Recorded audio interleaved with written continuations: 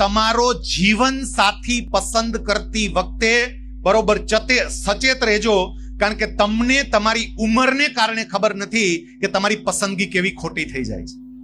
આજકાલ આપણે આપણા આદર્શ પણ કોને બનાવી દીધા છે? ફિલ્મ અભિનેત્રીઓ આપણી આદર્શ. હું તો એવું કહું કે સરદાર પટેલ સાહેબની દીકરી કુમારી મણિબેન પટેલ આપણા માટે આદર્શ હોવા જોઈએ કે પોતાના પિતા માટે એ દીકરીએ શું કર્યું હતું.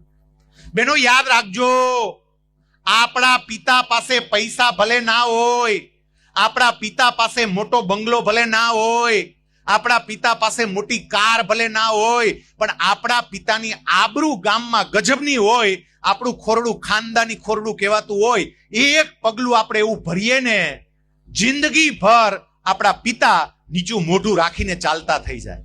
જે બાપ ગામમાં છાતી કાઢીને ચાલતો હોય ને એ જ બાપ કે એ જ માં નીચી નજર સાથે ચાલવું પડે એવી પરિસ્થિતિ આવે. એક દીકરી તરીકે મારે વિચારવું પડે કે મારું જીવન મારું છે, પણ સાથે સાથે મારા પરિવારની આબરૂનું ધ્યાન રાખવું એ પણ મારી જવાબદારી છે.